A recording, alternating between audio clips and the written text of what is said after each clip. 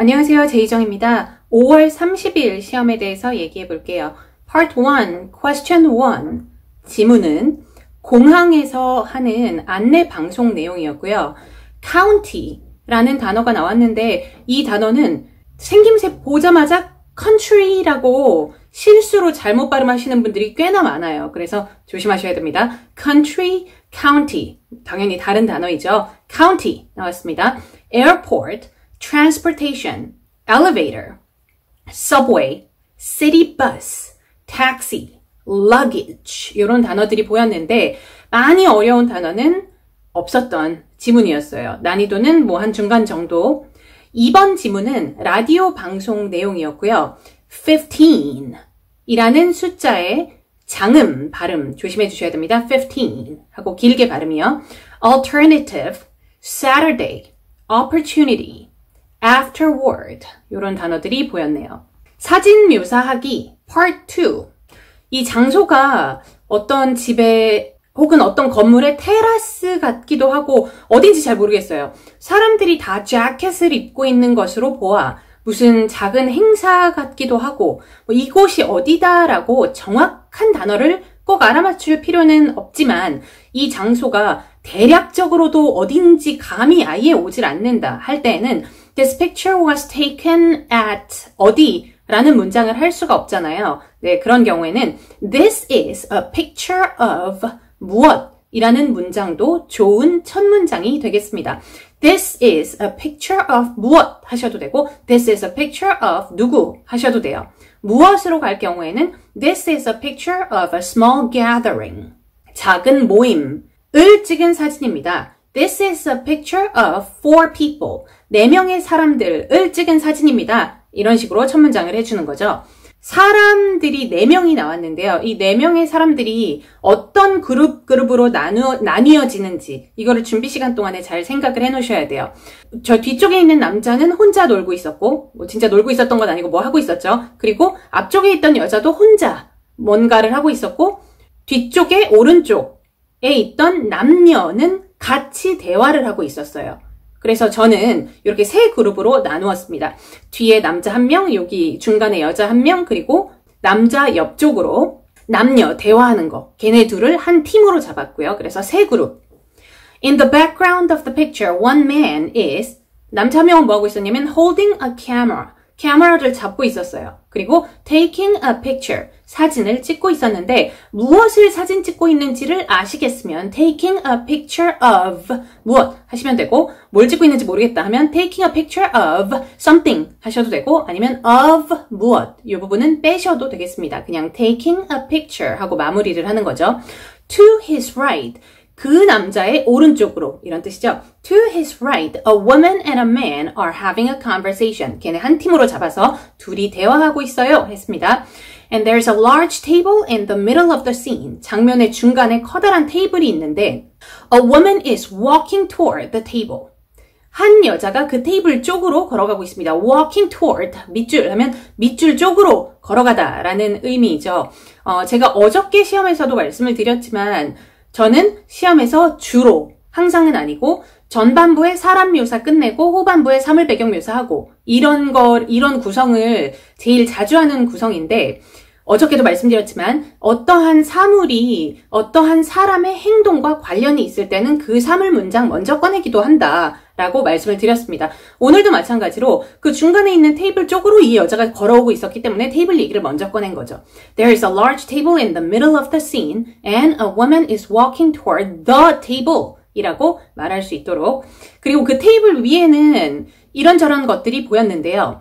On the table, I see 눈에 보이는 것들 할 수 있는 만큼 밑줄에 넣어주시면 되겠죠. On the table, I see some plates, glasses, and 할 말 없으면 and 기타 등등 and so on 이렇게 마무리를 하셔도 되겠고 뭐가 3개 보이면 3가지를 다 얘기를 하셔도 되겠고요.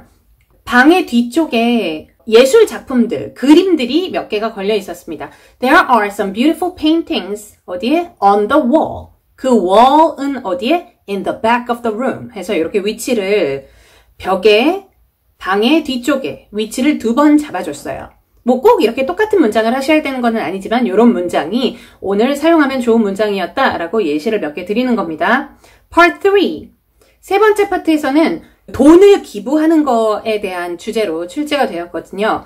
4번 문제는요. 그 자선단체들이 광고에 셀레브리티를 그 유명한 사람들 있잖아요. 광고에 셀레브리티스를 쓰기도 하는데 그게 좋다고 생각하냐 라고 묻는 질문이었는데 우선 질문의 성격을 잘 파악하시는 게 질문의 내용도 당연히 중요하지만 성격이라는 것은 이 질문은 네, 아니요 질문이다. 이거를 파악하라는 말이거든요. 질문이요. Do you think? 밑줄 이렇게 시작이 되었습니다. 그러면 나의 답변이 질문은 화면에 나와 있잖아요. 그러니까 Yes, I think 밑줄을 그대로 시험에 밑줄이 나와 있는 건 아니지만 Do you think? 이후에 나오는 내용을 그대로 베껴서 읽기만 해도 어느 정도의 점수는 먹고 들어가는 거거든요. 그래서 네, 아니요 질문은 답변을 하기가 쉬운 질문이라고 합니다. Do you think? 밑줄? 밑줄도 꽤 길었어요. 그럼 나의 답변은 Yes, I think 랄랄랄랄라 하고 질문을 보면서 자연스럽게 읽어주는 거죠. 추가 문장으로는 만약에 유명한 사람들을 광고에 쓴다면 More people would pay attention to the advertisements. 더 많은 사람들이 그 광고에 집중할 것이다 라는 추가 문장 넣어주실 수 있고요. 5번 문제는요. 기부를 할 때 online payment service, 그러니까 온라인으로 결제하는 서비스 있잖아요. 그거를 이용할 의사가 있냐라고 물어보았는데 또 이 질문도 네, 아니요 질문이었어요. 질문이 Would you? 이렇게 시작을 했습니다. Would you? 밑줄 했으니까 나의 답변은 Yes, I would. 밑줄 이렇게 가면 되는 거죠. 네, 그 이유로는 이유는요. 뭐 It is convenient. 이런 간단한 문장이 나와줘도 만점 나올 수 있는 그런 답변이 되는 거고요. 6번 문제도 네, 아니요. 이번 시험이 되게 신기한 거예요. 네, 아니요가 이렇게 3개 연달아서 나왔다는 것은 자, 6번 질문의 의미는 내가 그 돈을 기부를 했을 때 그 보답으로 네, 소정의 선물 같은 거를 받기를 원하냐. 뭐 소정의 선물 받고 싶으세요? 네, 저는 뭐 괜찮은 것 같습니다. 어쨌든 Would you? 밑줄 이렇게 물어봤어요. 네, 아니요 질문인 거죠. 그러면 꼭 yes로 갈 필요는 없습니다. no라고 하셔도 되고요. Yes, I would 밑줄 베끼기 아니면 No, I would not 혹은 No, I wouldn't 밑줄 베끼기 이렇게 답변을 시작하실 수가 있겠고 거기에다가 이유를 붙여서 30초를 채워주시면 되겠죠. 나는 소정의 선물은 원하지 않는다. No, I wouldn't 로 갔다면 이유로서 기부를 하는 이유는 다른 누군가를 돕기 위함이지 뭐 무언가를 되돌려 받기 위함이 아니다. 이런 얘기 하실 수 있겠고요. 다른 이들을 돕는 것은 나를 행복하게 만든다. 이런 얘기를 하실 수도 있겠고 오늘 Part 3는 네, 아니요 질문에 대한 답변 방법을 알고 있다면 점수의 반 정도는 이미 먹고 들어갈 수 있는 그런 시험이었어요. 네, 아니요 질문에 대한 답변 방법을 몰랐다면 2배쯤 어렵게 느껴질 3배쯤 어렵게 느껴질 수 있는 그런 시험으로 보입니다. 오늘 질문들이 굉장히 어렵게 보이지만 질문이 어려워 보이는 만큼 답변이 어렵지는 않았다라고 볼 수 있어서 오늘 Part 3는요. 이 Part 하나 때문에 전체 시험 난이도가 뭐 0.5 이상 올라간다고 보기는 어렵네요. Part 4 보겠습니다. 7번 문제는 첫 발표자는 누구고 주제는 뭡니까? 라고 물어봤는데 일정 1번에는요. 발표자가 없었어요. 제 기억으로 일정 1번은 무슨 뭔가를 시작하는 접수 뭐 이런 거였거든요. 그러니까 정식 일정의 일부가 아니었습니다. 그래서 사람이 없었고요. 발표자가 없었다는 거죠. 자, 그러면 시간 2번에 나와 있는 일정 2번을 읽어주시면 돼요. 첫 발표자는 사람 1이고 주제는 일정 2입니다. 라고 답변하시면 되겠습니다. 8번 문제는요. 가격이 3 맞지? 이렇게 물어봤는데 제일 밑에 줄에 가격 나와 있죠. 사전 등록을 하면 가격 1이고요. 현장에서 등록을 하면 가격 2예요. 가격 3은요. 요 둘 중에 그 어떤 것도 아니었습니다. 네, 그렇기 때문에 이 제일 밑에 줄을 읽어주시면 돼요. 사전 등록을 한다면 가격 1이고 현장 등록을 한다면 가격 2입니다. 라고 얘기해 주시면 됩니다. 9번 문제는 사람 2번에 대해서 물어봤어요. 예, 마음에 든다. 이 사람이 진행하는 모든 세션을 다 얘기해줘. 라고 물어보았기 때문에 일정 3번과 일정 7번을 얘기해 주시면 되었었던 Part 4, 쉽네요. 괜찮았습니다. Part 5, Question 10. 미용실, 이 시험에 나왔고요. 미용실에서요. 고객들이 방문을 할 때 애 봐줄 사람을 따로 구하기가 어려운 경우가 있어서 자기 자녀들을 미용실에 데리고 온대요. 그러면 엄마가 머리 할 때까지, 아빠가 머리 다 할 때까지 아이들은 기다려야 되잖아요. 아이들이 그때 막 뛰어놀고 난리 나고 그래서 다른 고객들에게 방해 요소가 된다고 합니다. 시끄러우면 안 좋아하시는 분들 있잖아요. 그래서 이거를 어떻게 하면 좋을까? 이 아이들을 여기에 있는 동안 너무 지루해하지 않고 좀 즐겁게 어떻게 해주면 좋을까라고 물어보았는데 얘는 너무나 출제율 3손가락 안에 드는 아주 제일 많이 나오는 그런 상황 중에 하나이거든요. 제가 몇 개만 말씀을 드리자면 이게 되게 많이 나왔기 때문에 다 말씀을 드리기에는 좀 시간 낭비고 2020년 8월 16일 시험에도 요런 비슷한 시험이 나왔고 2020년 9월 19일 요런 영상들 챙겨보시면 제가 그때 이런 해결책이 좋은 해결책이다. 자꾸자꾸 쓸 수 있는 해결책이다에 대해서 말씀을 드리거든요.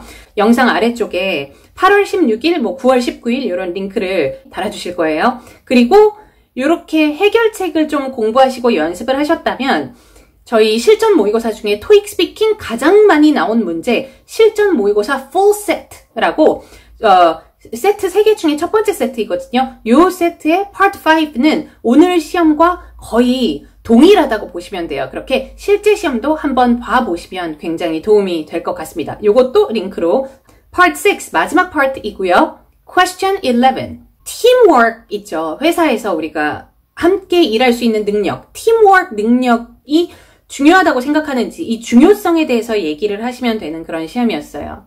근데 질문이 되게 헷갈릴 수가 있는 게 좋은 팀워크의 장점이 뭐야? 라든지 좋은 팀워크가 중요하다고 생각하니? 이런 식으로 물어본 게 아니고 팀으로서 함께 일하는 것을 못하면 효율적인 직원이 될 수가 없다 라는 말에 동의합니까? 비동의합니까? 이렇게 물어봤습니까? 질문을 꼬은 거죠 좀. 왜 이럴까요? 네, 그래서 동의, agree, disagree, agree 중에 agree를 한다고 했을 때 1번, 팀워크가 좋으면 업무 효율성이 향상된다 보다는 질문 때문에, 그 질문 꼬아놓은 것 때문에 팀워크가 안 좋으면 업무 효율성이 떨어진다 라는 식으로 문장을 만들어야지 이게 더 질문에 적합한 답변이 아닌가라는 굉장히 복잡한 생각이 들 수가 있죠. 하지만 서론과 결론을 잘 하셨다면 이 서론 문장과 결론 문장에서 나의 의견의 중심을 꽉 잡아주기 때문에 제가 지금 여기에 보여드리는 1번 문장이랑 2번 문장 있죠? 거기에서 꼭 2번 문장 형식으로 안 하시고 1번 문장 방식으로 답변을 해도 문제가 없어요. 서론과 결론에서 중심을 잘 잡아줬다면 무슨 말인지 이해가 되시나요? 복잡합니다. 오늘 Part 6가 질문의 생김새 때문에 은근 머리 아플 수 있는 경우예요. Part 6로 인해 난이도 조금 올라가고요. 오늘 같은 시험이 Part 3하고 Part 6에서 개인차가 되게 심한 시험이라서 난이도를 정하는 게 어렵습니다. 그래도 난이도를 정해야 하니까 Part 3하고 Part 6 어려운 거, 꽤 많이 어려운 거, 플러스 Part 4랑 Part 5가 좀 쉬운 편인 거, 플러스 Part 1, Part 2 중간 난이도 정도인 거를 다 고려를 해서 어제 시험보다는 조금 더 까다롭게 느껴지는 난이도 6.5 가도록 하겠습니다. 오늘 시험 후기는 여기에서 마무리할게요. 바이바이.